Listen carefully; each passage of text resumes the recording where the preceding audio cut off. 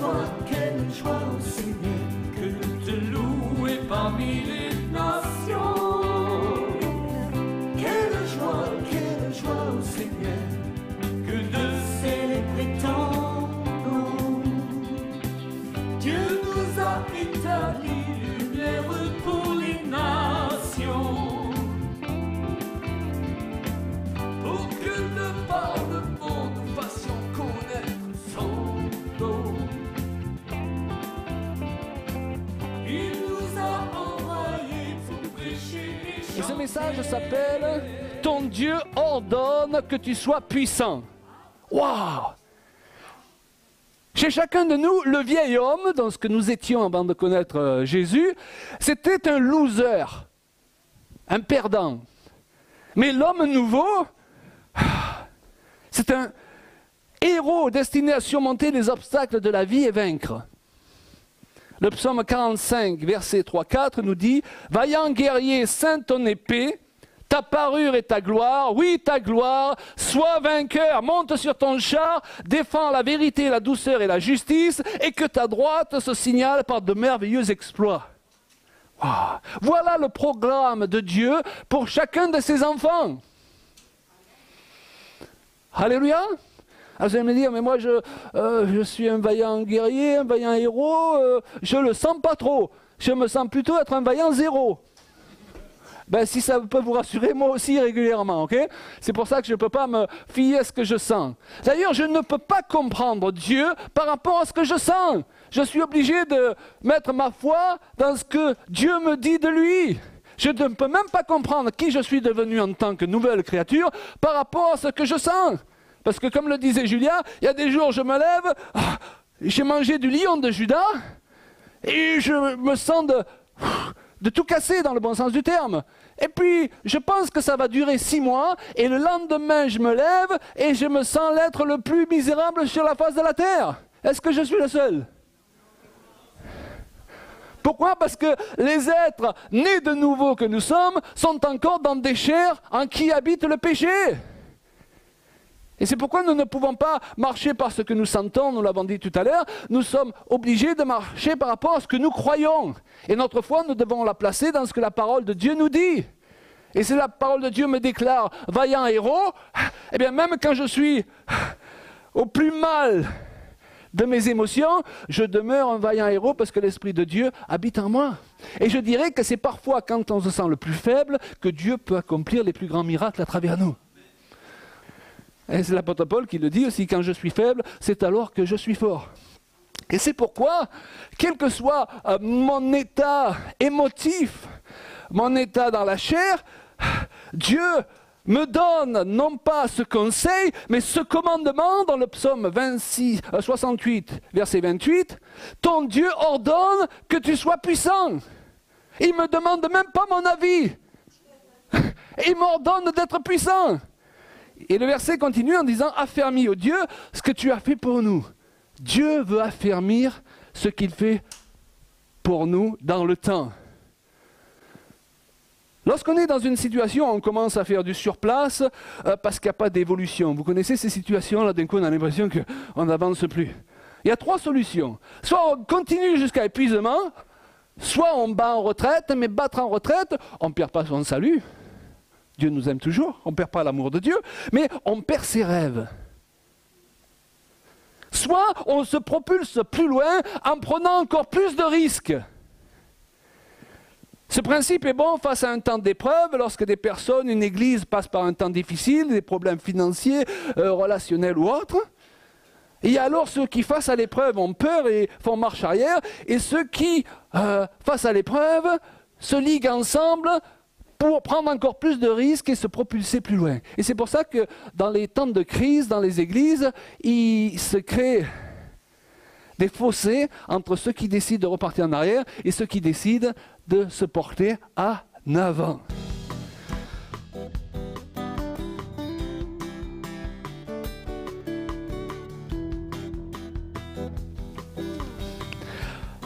Lorsque j'ai tendance à me décourager face à l'adversité, et je vous rassure, ça m'arrive, je cherche la face de Dieu. Et si Dieu est plein de compassion à mon égard, parce que c'est sa nature, il n'en demeure pas moins qu'il veut me donner les vraies solutions à mon problème. Et il y a une période où je passais par une situation délicate, et lorsque je priais le Seigneur, et je ne sais pas si ça vous arrive, mais je le pense, c'est fou, mais les réponses que je recevais n'étaient pas celles que je voulais. Et c'est vrai que Dieu ne nous répond pas toujours comme on voudrait. Et d'ailleurs, heureusement. Donc Dieu ne nous répond pas toujours comme nous le voudrions. C'est ce que m'a dit le Seigneur dernièrement face à une épreuve. Il m'a simplement dit comme réponse, ton Dieu ordonne que tu sois puissant. Mais attends Seigneur, je suis en train de te dire que je suis faible et toi tu me réponds que tu m'ordonnes d'être puissant. Mais parce que Dieu ne raisonne pas comme nous. Il fallait que je comprenne ce que Dieu voulait dire. Pourquoi il me répondait blanc alors que je lui disais que c'était noir? Il fallait que je fasse plier ma pensée en fonction de la pensée de Dieu, que j'accepte le fait que ses pensées sont au-dessus de mes pensées et que quand je suis faible, si lui dit que je suis puissant, c'est lui qui va le faire. Je dis que je manque de puissance et Dieu me répond en me donnant l'ordre d'être puissant. Est-ce que c'est humainement logique? C'est ce qu'il faut faire, c'est évacuer cette logique humaine. Vous savez qu'il y a une logique humaine qui est d'origine purement démoniaque. Lorsque Pierre, Jésus lui a dit qu'il allait être crucifié. Mettez-vous à la place de Pierre. Jésus, c'est son ami. Et le Seigneur, ça ne t'arrivera pas. J'aurais peut-être réagi exactement de la même façon. Et est-ce que Jésus se tourne vers Pierre en lui disant « Merci Pierre, ça c'est un ami. Vraiment. Arrière de moi Satan. Waouh, waouh, waouh. Le seau d'eau froide. » Vous savez, ce qui est dangereux dans la vie, ce n'est pas tant les mauvaises idées, c'est les bonnes mauvaises idées. On a des tas de bonnes mauvaises idées, mais on se croit justifié parce qu'elles sont bonnes en soi. Je vais vous donner un exemple. Imaginez que demain, je décide d'aller bâtir un hôpital en Afrique, mais que Dieu ne m'a pas appelé à le faire. L'hôpital en Afrique, c'est une bonne idée en soi.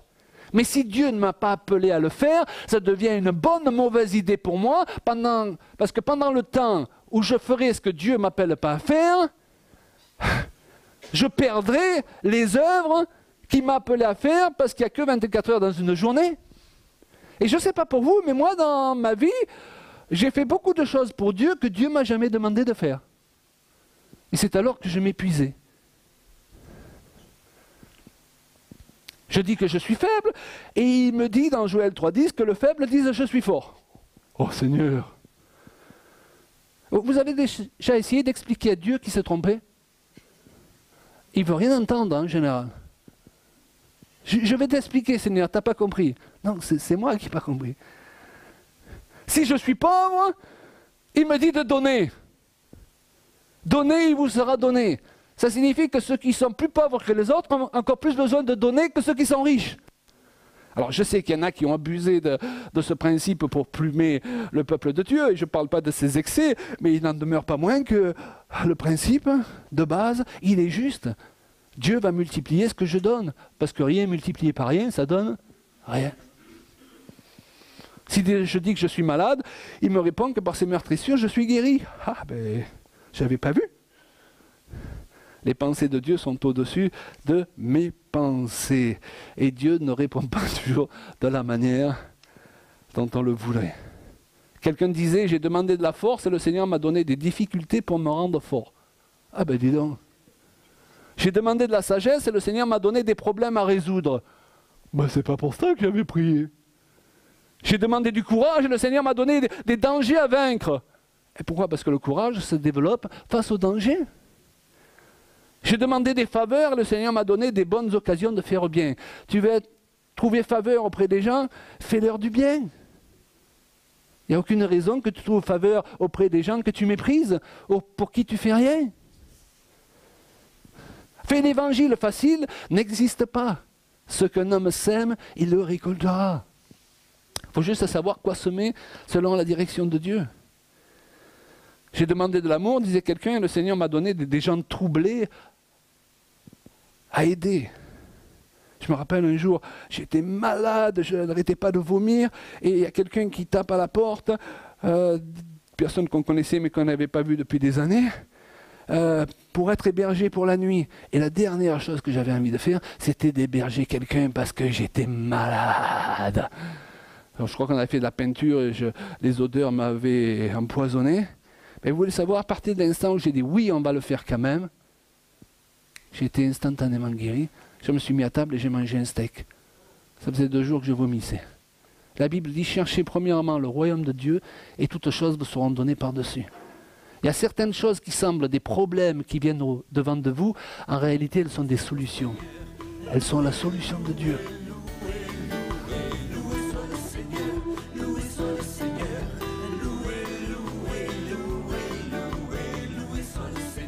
Ton Dieu ordonne que tu sois puissant. Point important à comprendre de cette affirmation.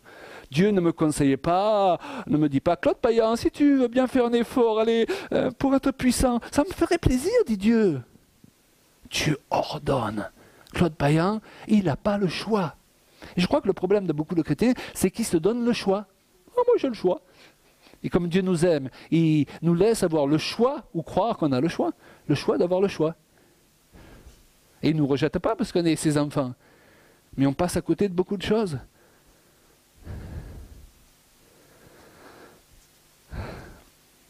Ce qui sous-entend aussi, c'est que par sa grâce, je peux être puissant. Parce que le Seigneur ne peut pas me demander de faire quelque chose que je ne peux pas faire. Ça serait injuste. Si Dieu demande à quelqu'un de faire une chose qu'il ne peut pas faire, c'est injuste. Ou s'il n'a pas prévu de prendre la relève par son esprit. Il sait qu'humainement on ne peut pas le faire, mais il a prévu que son esprit prenne la relève. Waouh! Vous pouvez le dire, je n'ai pas le choix. Je crois que c'est très important pour beaucoup d'enfants de Dieu de le réaliser. Je n'ai pas le choix. Ou je suis vainqueur, ou je suis vaincu. Entre les deux, ça n'existe pas.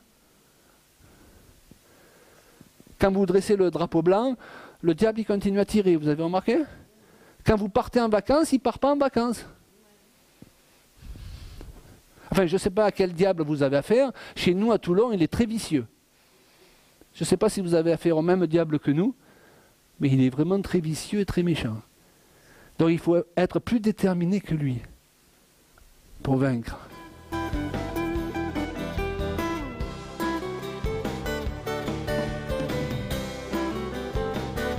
J'aimerais vous donner une petite exhortation. Et c'est quelque chose que je crois que le Seigneur il m'a demandé de partager rapidement. C'est que pour qu'on tienne bon dans l'épreuve, pour qu'on soit un résistant qui va tenir jusqu'au bout, quand les choses vont bien, le soleil brille, combien c'est facile de dire que j'ai la foi. Mais quand les choses deviennent difficiles, qu'est-ce que c'est qui nous tient et qui fait une sorte que la faveur de Dieu va continuer de couler sur nous, malgré le fait qu'on est entouré par la malédiction et la perversité même d'un monde. Et le Seigneur, il m'a dit, Julia, n'oublie jamais d'avoir un cœur reconnaissant. C'est quand les Hébreux ont perdu leur reconnaissance par rapport à ce que Dieu avait fait pour eux, que les ennuis sont commencés et que la grâce de Dieu, l'Esprit de Dieu même, a commencé à s'éloigner. Et que si on garde un cœur reconnaissant, en anglais on dit « a grateful heart » ou « thanksgiving », de dire merci, un cœur qui dit merci, même au cœur de l'épreuve, même quand les choses sont difficiles, même quand on traverse une maladie ou que nos bien-aimés sont éprouvés. Cet cœur reconnaissant d'être enfant de Dieu, d'avoir la vie éternelle, le fait que Christ il a donné lui-même sa vie pour nous sur la croix, nous garde dans la bénédiction et la grâce de Dieu. Dieu, il tourne son regard vers ceux qui sont reconnaissants. Et ceux qui oublient les bienfaits de Dieu, à ce moment-là, leur cœur commence à s'endurcir. Et on ne peut pas être dans la crainte et d'être reconnaissant en même temps. On ne peut pas être en colère et d'avoir un cœur rempli de remerciements. On ne peut pas être attiré par autre chose que la grâce de Dieu et de commencer de mettre notre affection ailleurs et de garder un cœur reconnaissant pour Dieu. De dire merci Seigneur. Le premier chant qu'on a chanté cet après-midi, c'est merci pour le sang de Jésus, merci pour le nom de Jésus, merci pour la vie de Jésus, merci parce que c'est lui qui est la vie et qui nous donne la vie. Mais nous, même si on est dans l'épreuve sur la terre, notre vie, elle est pour l'éternité dans la gloire de Dieu. Et notre cœur devrait garder cette reconnaissance. Et je me rappelle de ce passage d'Anne, quand elle allait pleurer au temple, elle croyait qu'elle avait bu, elle dit, mais qu'est-ce que vous avez, madame? Elle disait, non, mais c'est pas ça, c'est que mon cœur il est dans la peine, parce qu'elle voulait tellement avoir un enfant, et le Seigneur l'a fait grâce. Qu'est-ce que cette reconnaissance quand elle a su qu'elle était enceinte? Eh bien, cette thanksgiving, cet remerciement, cette reconnaissance a fait une sorte qu'un chant a sorti de sa bouche. Et quand on regarde tous ceux qui ont été dans un état de reconnaissance, eh bien, souvent c'est les chants et la louange qui a suivi. La manifestation d'un cœur reconnaissant, c'est à la louange de notre bouche. C'est de dire des mots, dire « Seigneur, merci, merci, j'ai le sentiment de couler. Il y a tout qui s'effondre autour de moi, mais merci. » Parce que qu'est-ce que c'est la vie ou la mort? Car rien ne peut nous séparer de l'amour de Christ. Merci Seigneur. Merci pour la grâce de vivre. Merci pour des journées où on a encore le soleil. Merci parce qu'on a encore cette possibilité de se réunir. Mais même quand les choses deviennent difficiles, si on a l'habitude d'avoir un cœur reconnaissant pour la vie qu'on a, pas des expectations ou une exigence sur Dieu de dire « mais il faut que je vis comme ci ou comme ça, en plénitude, dans la richesse », mais simplement de respirer. Certains humains sont tellement dans un corps handicapé, ils sont juste reconnaissants de pouvoir respirer et de voir le soleil qui traverse la fenêtre et qui touche leur visage. Et ils disent « oh, c'est une belle journée ». Et nous voici dans nos exigences de la vie de tous les jours et on demande Dieu tellement des choses que c'est des exigences humaines. Vous comprenez ce que je veux dire? Qu'il nous a donné la vie et la vie en abondance. Merci pour le sacrifice de Christ sur la croix. Merci parce qu'il nous a rachetés de les ténèbres et nous a placés sur le rocher. Un cœur reconnaissant.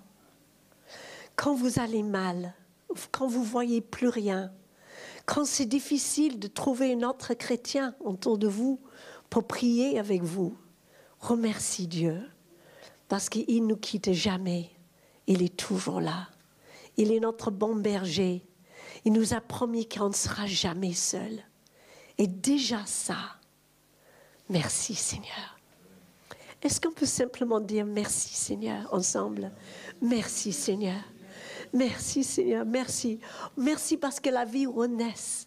Merci parce que la bonté de l'Éternel ne se tarit jamais. Mais il coule de source tous les jours.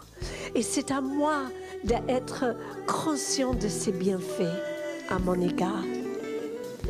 Alléluia. C'est pas à nous de mettre nos exigences. C'est à nous de recevoir la vie telle qu'elle est.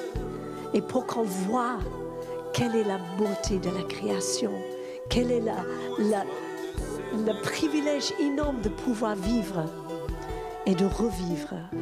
Et de revivre. Merci Seigneur. Amen.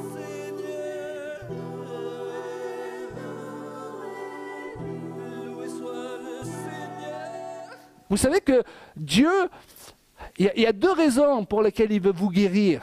et vous faire prospérer dans le bon sens du terme, pas dans l'excès, mais dans le bon sens du terme, premièrement, c'est parce qu'il vous aime. Il est un père. Un père, il veut de bonnes choses pour ses enfants. S'il est malade, il veut le guérir, on est d'accord? Voilà. Ensuite, Dieu, c'est un businessman aussi. C'est-à-dire, il a fait un investissement en vous. Il vous a créé pour des œuvres, nous dit Éphésiens 2:10, qu'il a préparées d'avance afin que vous les pratiquiez. Si vous mourrez avant votre temps, il perd son investissement. Donc je ne sais pas pour vous, moi la soixantaine passée, j'ai l'impression qu'il y a des choses qui commencent à peine. Il n'y a pas longtemps, on est allé à Madagascar, et puis le programme c'était 8 heures de pirogue, 2 heures de marche pour arriver là où on devait pour la construction d'une école. Bon, on a dit on y va, c'est pas maintenant qu'il faut se laisser mal vieillir. Alléluia. Mais tu es devant un choix à chaque fois. Tu es devant un choix. La chair, elle dit peut-être que maintenant il faudrait être sage. On n'a jamais voyagé autant tous les deux. Donc nous devons être plus déterminés que le diable est déterminé à nous détruire. Nous devons être plus déterminés que lui pour construire dans la vie des gens et dans nos propres vies. Alors qu'est-ce qu'on va proclamer cette semaine? Tout ce qui nous contrarie, la lourdeur éventuelle de notre passé, notre état de victime. Il y a des gens qui voient un problème dans chaque solution. Alors que nous sommes appelés à avoir une solution dans chaque problème. Donc faites attention de qui vous vous entourez. Alors est-ce qu'on va confesser la lourdeur éventuelle de notre passé, notre faiblesse, ou notre foi dans le présent et le futur de Dieu? Et faire ce que Dieu nous dit de faire. Appeler les choses qui ne sont pas comme s'ils étaient. Waouh! À commencer par s'appeler soi-même, je reviendrai là-dessus dans un autre message, et se voir soi-même comme puissant et vaillant héros. Et je dirais même un champion de Dieu. Amen. Pour devenir puissant, il y aura toujours des combats qu'il nous faudra livrer seuls. Vous pensez que les autres ne vous comprennent pas, qu'ils vous abandonnent, qu'ils ne viennent pas vous secourir. Et dans plusieurs cas, c'est peut-être vrai, et ça ne les excuse pas. Mais souvent, c'est personne d'autre que le Seigneur qui utilise cette situation pour vous faire grandir. Ce frère qui a toujours été là pour vous aider quand vous n'aviez plus d'argent, et d'un coup, il ne se trouve plus là. Parce que Dieu il a prévu que ce soit vous maintenant qui aidiez les autres. Il va falloir grandir. Ce pasteur toujours disponible au téléphone, il n'est plus. Cette femme, ce mari qui vous a porté pendant toutes ces années, ne peut plus le faire. C'est à vous maintenant de prendre la relève. N'y voyez pas toujours le diable. C'est peut-être Dieu qui est dans le coup. Pour que vous appreniez à lutter seul comme Jacob qui a lutté contre l'ange. Alors ça c'est notre mystère. Qui c'était cet ange? Certains disent que c'était l'ange dans le Talmud. Il y a un commentaire qui dit que c'était l'ange d'Ésaü. D'autres disent que c'était l'ange du jugement de Dieu. Quelqu'un qui connaît la grâce de Christ, il peut détourner le jugement de Dieu.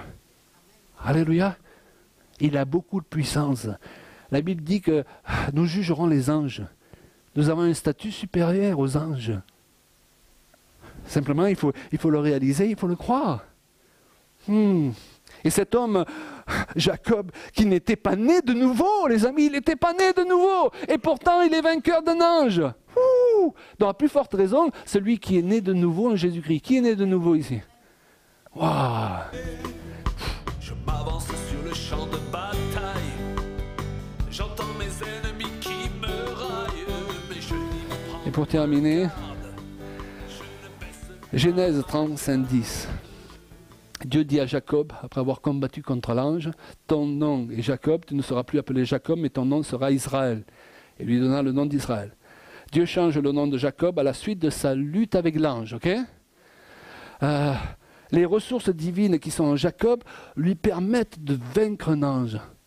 Vous vous rendez compte? Plusieurs définitions sont données au sens du mot Israël. Je sais, il y a beaucoup de traductions et qui ne sont pas toujours très logiques les unes ou les autres. Une de ces traductions, c'est soldat de Dieu, c'est Dieu domine, lutteur de Dieu, jouteur puissant, vainqueur de Dieu, prince de Dieu. Moi, j'aime bien celle-là, champion de Dieu. Mais l'idée, c'est pas que Jacob, comme le rendent encore d'autres interprètes du sens de ce mot, c'est pas que Jacob a vaincu Dieu. Ce serait pas logique. Jacob, il vient pas pour vaincre Dieu, et croyez-moi, il fait pas le poids. Mais il est pas champion parce qu'il a vaincu Dieu, il est un champion de Dieu, comme les champions qu'avaient les seigneurs à l'époque du Moyen-Âge. Ils faisaient courir leurs champions pour combattre pour eux. Malgré ses erreurs du passé, ses imperfections du présent, il ne s'est pas laissé abattre et impressionner. Il n'a pas accepté un sort humain normal. Et c'est ce que Dieu attend de nous, qu'on n'accepte pas un sort humain normal. Donc malgré les erreurs du passé, malgré ses imperfections, il ne s'est pas laissé abattre et impressionner. Il a imposé de la part de Dieu une loi supérieure à celle que même un ange croyait lui imposer. Il n'a pas accepté une destinée qui finisse en queue de poisson. Il a imposé une autre destinée, celle d'un vaillant héros. Et à cette fin, il s'est comporté en vaillant héros. Est-ce qu'il y a des vaillants héros ici? Des vaillantes guerrières? Je sais, vous ne le sentez pas toujours, moi non plus, soyez rassurés, alléluia. Mais la foi, c'est ça. Lorsque le Seigneur envoie un ange aussi pour visiter Gédéon, Gédéon, il passe par une période de sa vie où il n'y a rien qui marche. Vous connaissez ces périodes? Vous les connaissez ici? Tu passes par une période où il n'y a rien qui marche. Tu pries, chaque fois que tu pries, tu as l'impression que ça empire. Vous connaissez? Et l'ange envoyé par Dieu, qu'est-ce qu'il lui dit la première chose à Gédéon? L'Éternel est avec toi. Ben, Gédéon, il aurait pu dire, ben, heureusement, alors, parce que s'il n'était pas avec moi, ben, tout ce que je déguste déjà, ça vous est jamais arrivé de faire ce genre de prière? Seigneur, on ne dirait pas que tu es tant avec moi que ça. Et pourtant, ce n'est pas la preuve, parce que vous passez par une de ces périodes, que Dieu vous a abandonné. Dieu est avec vous. Mais ça ne suffit pas. La deuxième chose, c'est qu'il le salue selon comment Dieu le voit. Salut à toi, vaillant guerrier, et selon les traductions, vaillant héros. Alors moi, je me mets à la place de Gédéon. Il a dû regarder derrière en disant, à qui tu parles, Seigneur? Parce que lui, il avait l'impression d'être un vaillant zéro. Vous voyez, il y a une manière qu'on a de se regarder, mais pendant ce temps, Dieu nous voit différents. Et donc, il est important de commencer à se voir d'où Dieu nous voit. Wow. Il y a même un verset qui va jusqu'à dire que nous sommes assis dans les lieux célestes en Jésus-Christ. Il faut commencer à voir les choses d'en dessus. Donc, si votre banquier vous appelle lundi et vous dit, monsieur, vous avez vu le gros découvert que vous avez? Ben, répondez-lui, moi, d'où je me trouve, il n'est pas si gros que ça. Mais vous pouvez ajouter un peu d'humour, hein? La joie du Seigneur est parfois. Vous dites, il faut s'élever un peu, monsieur. Alléluia. Gloire à Dieu. Ben, vous verrez, je ne suis pas sûr que ça marchera, mais déjà, ça vous fera du bien. Mais commencez à voir les choses de plus haut. Alléluia. D'où Dieu les voit. Et votre regard sur vous-même, il va changer. Dieu y croit en vous. Wow. Dieu cherche des personnes qui vont être ses champions au prix de leur vie, s'il le faut. Des champions, ce sont des hommes, des femmes qui vont accepter et rechercher à marcher sur la terre en dignes représentants de qui est le Seigneur.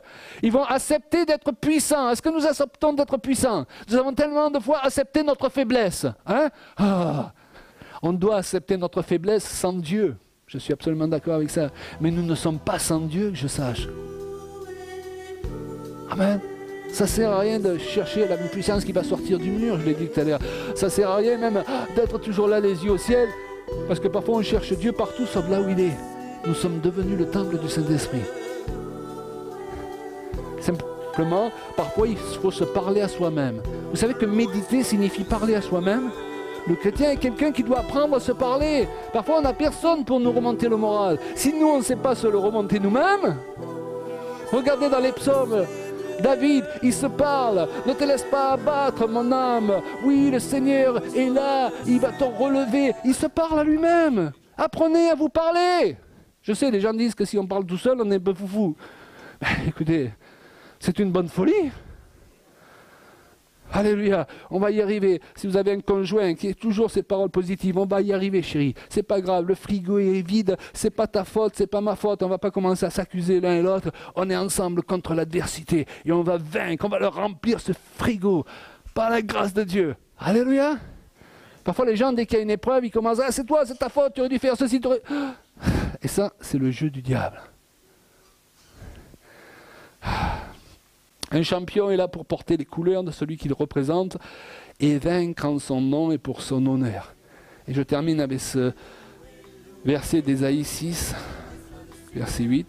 J'entendis la voix du Seigneur disant, qui enverrai-je, qui marchera pour nous? Et je répondis, me voici. Pas parce que je le sens, pas parce que je me sens capable, pas parce que je me sens suffisamment diplômé, mais parce que tu l'as dit. Alors c'est bon. Je ne sais pas comment on va y arriver, mais tu vas le faire sur le chemin. Alléluia. Venez, on va prendre un temps, on va juste prier le Seigneur. Merci Seigneur.